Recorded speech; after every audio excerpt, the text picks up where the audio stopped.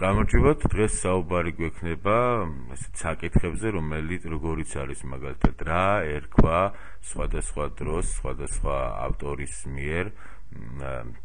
ისტორიული ხასიათის თხზულებას, ანუ რა ტერმინით გამოხატავდნენ, რა ცნებით გამოხატავდნენ ძველი დროის ისტორიკოსები მოვლენათა აღწერას, რომელსაც ჩვენ დღეს ასე უბრალოდ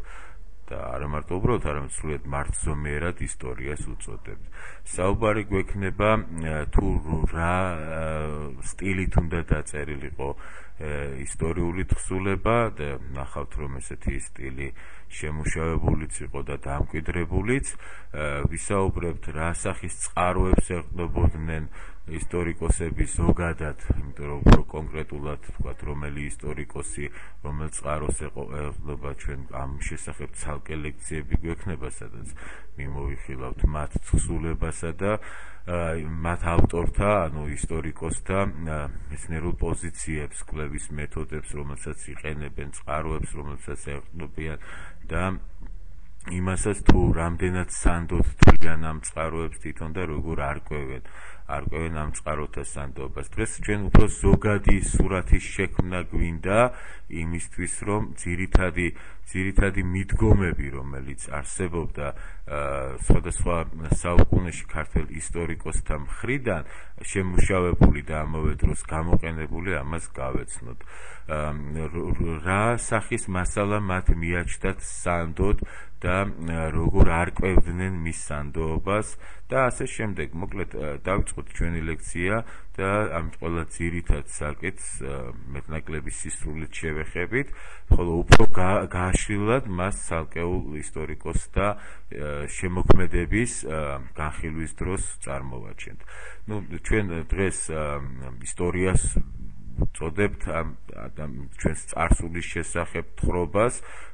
სახელმძღვანელოებს, რომელშიც გადმოცემულია ჩვენი ქვეყნისა თუ სხვა სახელმწიფოების, სხვა ხალხების წარსული, ეს არის ისტორიული თხრობა, ისტორიული სახელმძღვანელოები, საგანსაც ისტორია ქვია, გინდა სასკოლო აიღეთ და გინდა თქვათ უმაღლესი განათლების კერა,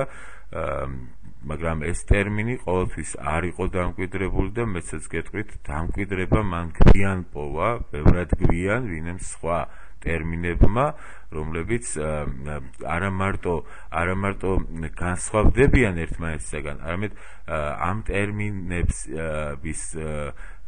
ქვეშ იგულისხმება თვითონ ამა თუ იმ ნაწარმოების განსხვავებული ხასიათიც. პირველ რიგში ყველაზე გავრცელებულად ჩვენ შეგვიძლია ჩავთვალოთ ტერმინი ცხოვრებაი, რომელიც გამოიყენებოდა ჯერ თავდაპირველად ასეთი ვარაუდი არის და ალბათ ძალიან საფუძვლიანი, არა ისტორიული თხრობის ამსახველად, არამედ უფრო შეიძლება ეს აგეოგრაფიული ლიტერატურიდან მოდის ეს ტერმინი, ჩვენ ვიცით და ამაზე შემდეგ ლექციებზე გვექნება საუბარი, რომ არსებობს ორი სტილის აგეოგრაფიული თხზულებები, ერთი მარტვილობანი, ანუ წამებანი, რომლებშიც ამა თუ იმ ქრისტიანის თავდადება, თავგანწირვა არის აღწერილი სარწმუნოებისათვის და მეორე არის ცხოვრება, სადაც არა წამებით, არამედ საქმიანობით დასდო ღვაწლი ამა თუ იმ პირმა, მაგალითად გრიგოლ ხანძთელმა საქართველოში ქრისტიანობის გამტკიცებას, ტაძრების მშენებლობით, თავისი მოქმედებით, თავისი პოზიციით, პრინციპულობით და ასე შემდეგ. ჩვენ რა თქმა უნდა ამ წუთას ამაზე საუბრის დრო არ გვაქვს, მაგრამ როგორც ჩანს, აი ამ შინაარსიდან გამომდინარე ტერმინი ცხოვრებაი გახდა საზოგადო სახელი, ზოგადად ისტორიული, გავრცელებული სახელწოდება ზოგადად ისტორიული ნაწარმოებისა, რომელსაც აქვს აღწერილობითი ხასიათი. ანუ ცხოვრება არის ისეთი თხზულება, სადაც აღწერილია თავიდან ბოლომდე იმ დროის მოთხოვნების მიხედვით ისტორიული პროცესი. აი მაგალითისთვის ლეონტი მროველის ნაწარმოებიც არის ცხოვრება მეფეთა და პირველ ნათესავთა ქართველთა. რატო შემდგომ მე-11 საუკუნის ისტორიკოსი სუმბად დავითის ძის თხზულება, რომელშიც მას მიზნად დაუსახავს ბაგრატიონთა გვარის ისტორია გადმოგვცეს, მისი წარმომავლობა, მისი დასახლება, მოსვლა კავკასიაში, წარმომავლობა ის როგორც ლეონტი მროველი აგებს თავის თხზულებაში ქართულთა წარმომავლობის საკითხს ბიბლიურ სიუჟეტზე, ასევე სუმბად დავითის ძისთვისაც ამოსავალი არის იგივე, როდესაც ბაგრატიონთა გვარს უძებნის ბიბლიური მეფის დავითის სახით წინაპარს და ჩვენ გვქონდა ეს გარკვეული მოსაზრებითაც ხდება, არა მარტო იმით, რომ მაშინ შეიძლება ასეთი ცოდნა არსებობდა, უბრალოდ გარკვეული პოლიტიკური მოსაზრებითაც და ამას უწოდებს ამ ნაწარმოებს უწოდებს ცხოვრება და უწყება ბაგრატიონთა, ხო, ამ ცხოვრებაში იგულისხმება აღწერა ამ პროცესისა, ისტორიისა, რასაც ჩვენ ისტორიაში ვდებთ თავის შინაარსით, იგივე შეიძლება ცხოვრება ყოფილიყო და იგივე შეგვიძლია კიდევ ერთი ვთქვათ, აი ამ საკითხთან დაკავშირებით, დავითის უცნობი ისტორიკოსი აღწერს რა დავითის მეფობას, მასაც უწოდებს ცხოვრებას, ანუ მეფე დავითის ცხოვრებას. სიტყვა იხმარება ისტორიის თვალსაზრისით, როგორც თქვით. ასეთი თხზულებები, ამ თხზულებებზე, რომლებზეც ახლა ვისაუბრეთ, ჯერჯერობით ცალკე გვექნება საუბარი, მაგრამ თუ გავითვალისწინებთ, რა არის მათში აღწერილი, ზუსტი რა საკითხებს ეხებიან ამ ჩამოთვლილ ნაწარმოებებში მათი ავტორები, ზუსტი წარმოდგენა შეგვექნება, თუ რას თვლიდნენ ისინი ღირსად აღწერის, ანუ რას თვლიდნენ ცხოვრების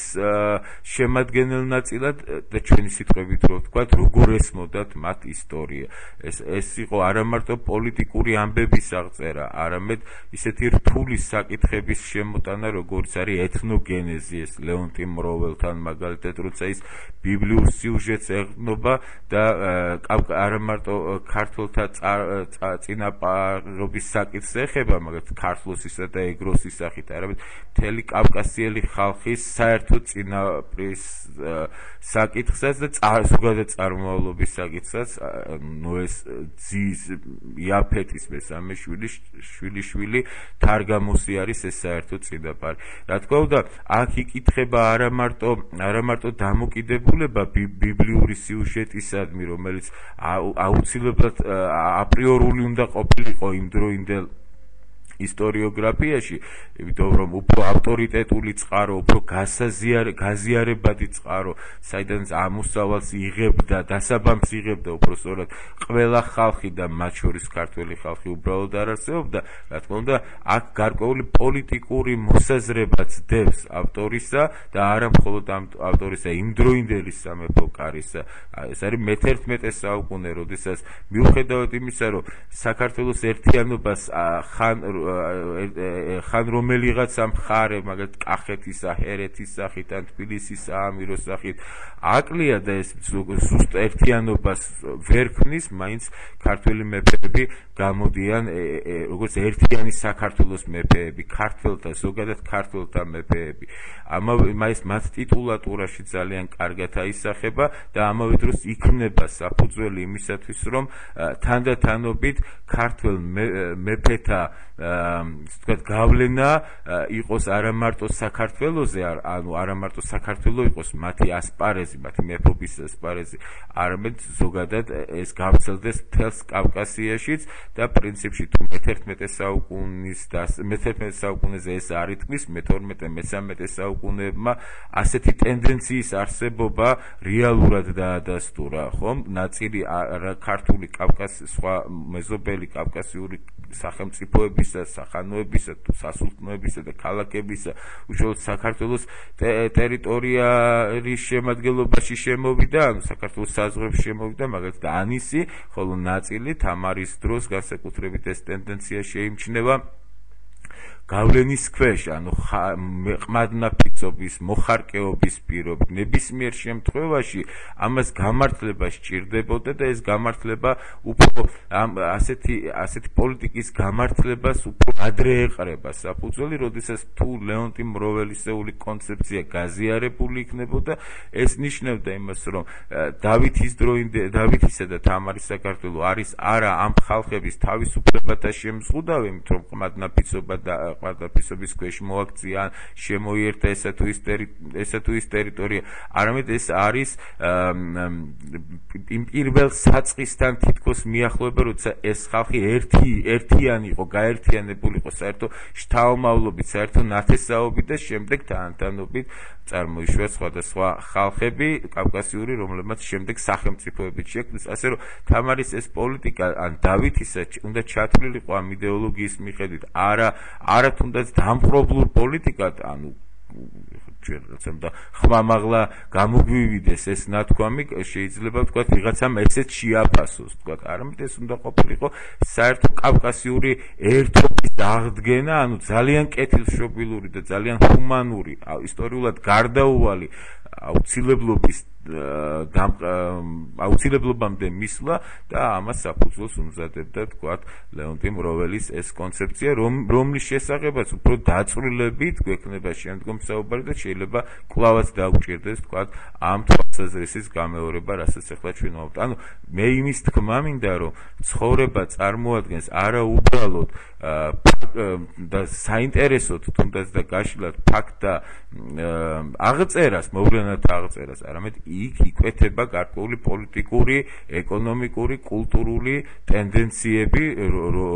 რომელიც ქართული სახელმწიფოს პოლიტიკის შემადგენელ ნაწილად იქცეოდა. რაც შეეხება მატიანე, როგორც განმარტებაში ჩვენ თვითონ გვიწერია, ეს არის უფრო დაბალხარისხოვანი, მოვლენათა მარტივად აღმსვლელი თხზულებები, ანუ მატიანეს არ უწოდებდნენ ისეთ თხზულებას, როგორცაც ცხოვრება ეწოდებოდა, ცხოვრების შინაარსზე დაახლოებით მე გესაუბრეთ. მატიანე ეს არის უფრო მეტად სიის მსგავსი, ჩამონათვალის მსგავსი მოვლენათა უბრალოდ ფიქსირება, ყოველგვარი წიაღსვლების, ყოველგვარი, თქვათ, რაღაც პრობლემის წამოჭრის, წამოყენების, მისი გაშლის გარეშე, თუმცა არც ყოველთვის უამისობა, მაგრამ ძირითადად მაინც ესეთი მარტივად აღმსვლელი თხზულებები, ისტორიული ამბისა არის მატიანე. თვითონ მატიანე დაფიქსირებულია დავით აღმაშენებლის ისტორიკოსთაგან, რომ მას გამოუყენებია ძველი მატიანე ქართლის. შეიძლება ეს სწორედ ის არის ის ნაწარმოები, რომელსაც ჩვენ ცალკე განვიხილავთ და მას ვარქმევთ მატიანე ქართლისა ისა. შეიძლება სხვა მატიანე, ასეთი მატიანები ალბათ ბევრი იქნებოდა, განსაკუთრებით მე-12 საუკუნეებში და არა მარტო და რომელიღაცას ალბათ დაეყნობოდა და არაერთს, რა თქმა უნდა, დავითის ისტორიკოსი, მაგრამ ალბათ ბევრი იქნებოდა არა მხოლოდ მატიანენი, არამედ ცხოვრებებიც, რადგან ეს არის ეპოქა, როდესაც ქართული კულტურა, ქართული მწერლობა არნახულად წინაურდება და ის, რომ ჩვენ ერთი ისტორიკოსის სახით გვაქვს წარმოდგენილი დავითის მეფობა, ის რომ მაგალითად ქართველთა წარმომავლობას თუ მოქცევა იქ ქართლისა ის არ ჩავთვლით, რომელიც ქართლის ცხოვრებაში არ შესულა, ლეონტი მროველის სახით გვაქვს წარმოდგენილი, ჯუანშერის სახით გვაქვს წარმოდგენილი, ვახტანგ გორგასლის ცხოვრება, სულაც არ ნიშნავს იმას, რომ მხოლოდ ეს თითო ისტორიკოსი ეყოლებოდა, თითო აღმწერელი ეყოლებოდა ამ დიდ მეფეებსა თუ ამ რთულ ისტორიულ პროცესებს. არა, ეს გარკვეული მიზეზით ხდებოდა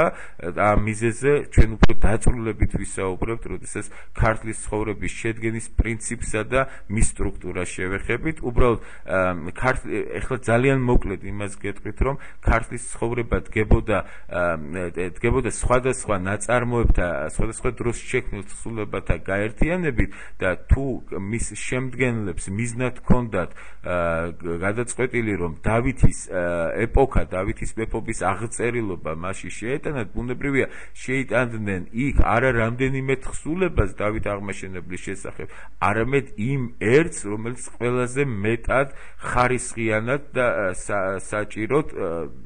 საუკეთესოდ მოეჩვენებოდათ ქართლის ცხოვრების შემდგენლებს. ეს ნიშნავდა იმას ფაქტიურად, რომ სხვა თხზულებები ნაკლებ ხარისხოვნად ითვლებოდა, სხვა თხზულებების გადაწერა აღარ ხდებოდა ისეთი ინტენსივობით მაინც როგორც ქართლის ცხოვრებისა, რომელიც ეპოქიდან ეპოქაში მუდმივად გადაიწერებოდა, ყოველთვის ხდებოდა მისი გამრავლება, ხო, არაერთი ეგზემპლიარი, არაერთი პირი არსებობდა ბუნებრივია ქართლის ცხოვრებისა და დროთა განმავლობაში მათი დიდი ნაწილი იკარგებოდა სხვადასხვა მიზეზის გამო.